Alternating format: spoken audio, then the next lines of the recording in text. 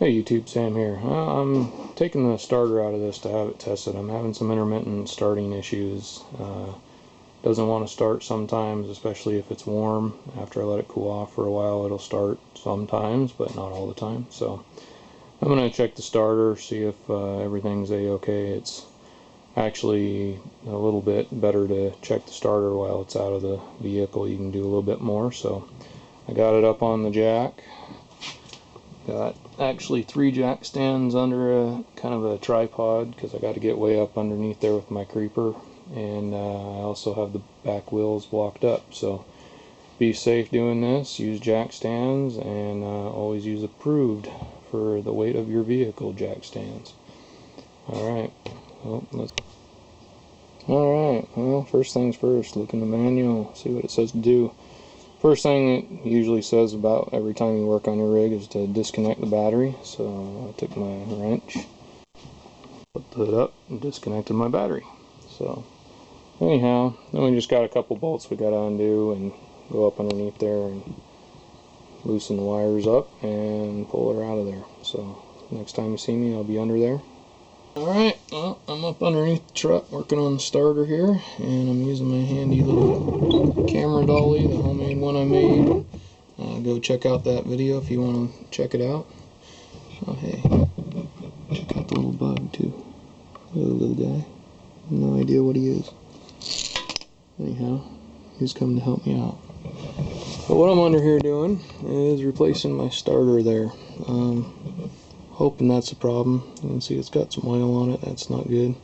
I definitely have a leak I'm going to have to fix one of these days, but right now I'm not ready to tackle that. So I got to get up underneath here, and there's a bolt right there. Where is it?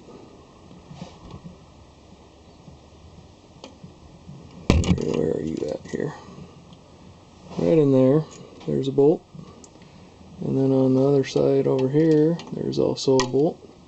And then all the wires back up in here.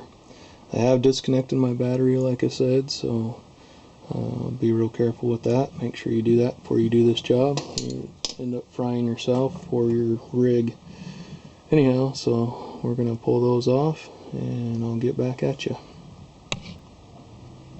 In case you're wondering where it's at, this is the 98 GMC Sierra 454. It's under the passenger side, right next to the oil pan here. So that's where it's at. It's actually pretty simple to get to, surprisingly. So, alright, let's get her done. Don't know what my deal is with that.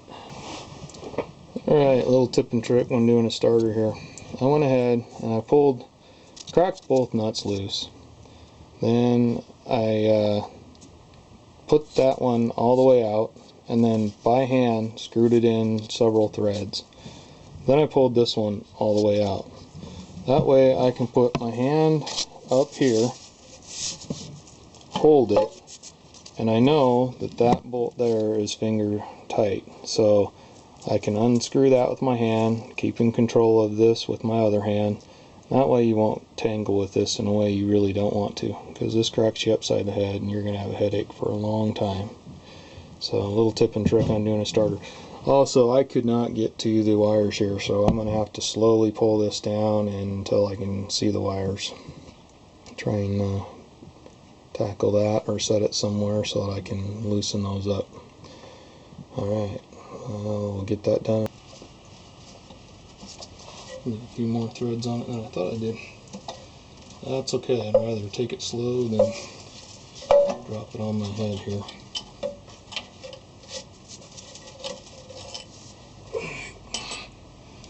Now, here's the part where the heat shield gets in my way, and I can't figure out how to get it in. Alright, well, that's actually up in there really good. The heat shield's actually keeping it from coming down. I might actually have to unbolt the heat shield. I'm going to turn off the camera, figure that out, and then I'll be back. Well, I don't know if you'll be able to see this, but right up here there's a sensor that's getting kind of in the way of this. Let's see if I can. It's funny, the light's actually in the way so you can't see. There's the sensor, and then right here is a heat shield. I'm pushing on with my finger here, and the sensor's right there. But if you take, let's see here, there's a starter. It's kind of hard to do with this, but there's a starter right here. Pull it up, back, and then the front end will come toward you like that. So that's how you're going to pull that out of there. And I'm going to have to set you down and try not to drop this on my head. Alright, what we need to do now is take this bolt here loose, and then there's a smaller wire up here. We'll take that loose. The one that's, let's see here, to make this easier.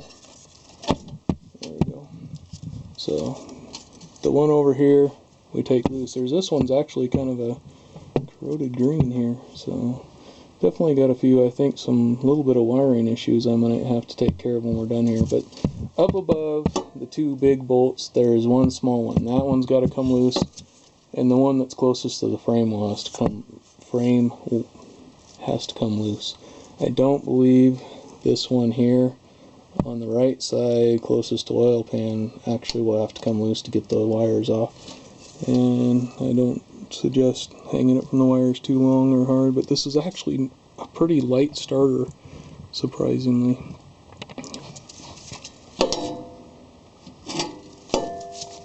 Alright, first of all, the bolts that I actually took the starter out with were 9/16. These ones appear to be 1/2 inch, and the one small one is a 5/16, I believe. I am going to have to see if I can't get a small socket on there, because getting a wrench up in there is going to be a pain in the rear. If not, I'll have to just figure it out. But anyhow, you have the same starter. There's your sizes, and you can decide how you want to do it from there. I got my 1/4 inch ratchet here, and I got both the 5/16, I believe. Yeah, 5/16, which is the top small one, and the 1/2 inch that I'm putting on here.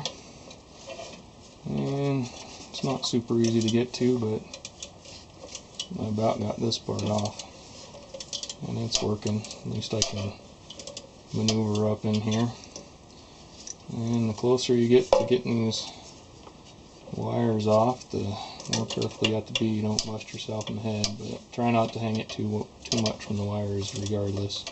Right now I got it kind of in between the transmission and the heat shield's kind of hanging off of one of these lines up here, so it's pretty sturdy. But I won't make you watch me pull this whole thing out, because I don't even know if you can see it from there, but that's the basic idea. A 1/4 inch wrench seems to work pretty well.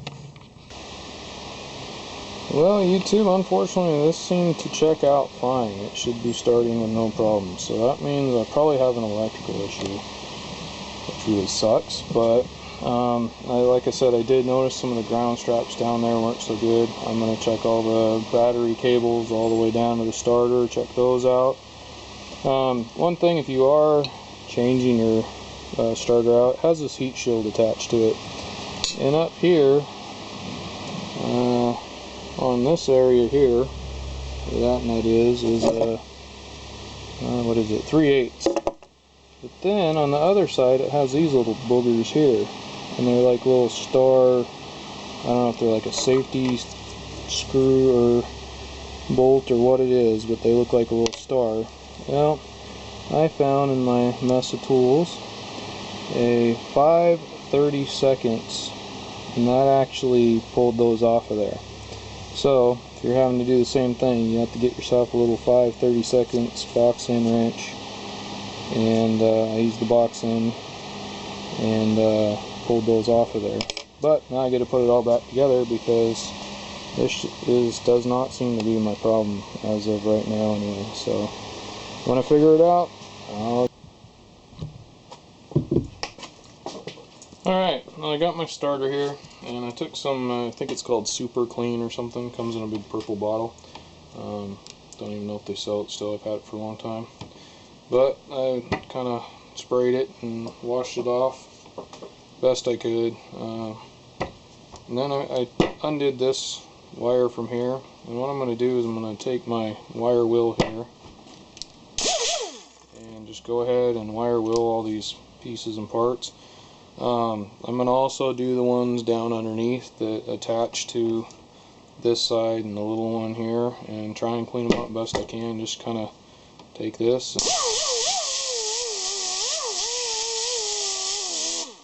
grind all the crud. I'll do it on this side, and then I'll just carefully go through and do those the best I can too. Try not to take too much off of them because I don't want to strip them out. But anyhow, that's my plan. We'll see.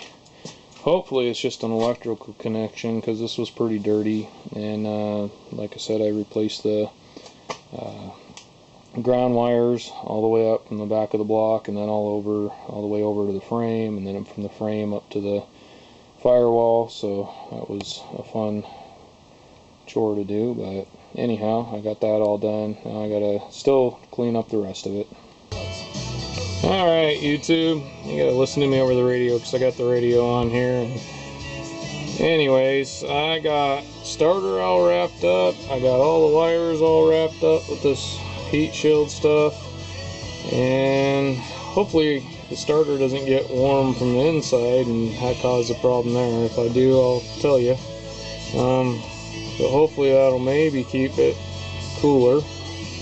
And since they said the starter was in good shape, I'm going to go with it. I threw it in. It actually, if this was just a starter video, it would have probably been about 15 minutes to pull it out and put it back in, put a new one back in. But unfortunately, since the starter was bad, I cleaned up and messed with and looked at and checked out all the wires, so it took me quite a bit longer than that.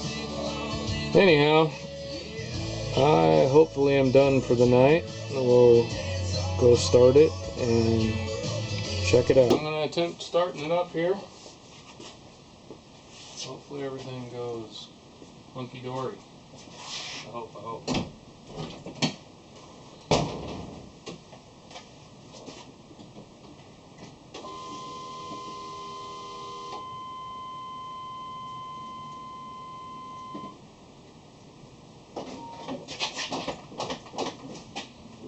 Make sure that the e-brake was on good here.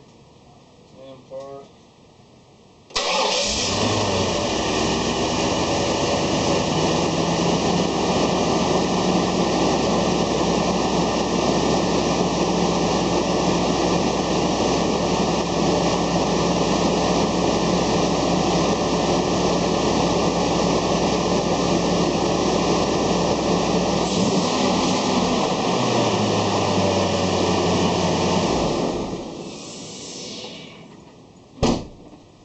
Well, it started that time, but that doesn't mean it's working right, because it's been starting intermittently, so intermittently, I can't say that word. Anyhow, this is Sam, Jack of all, Master of none. Y'all have a good one, and if I have any problems, you'll be the first to know after me, unfortunately.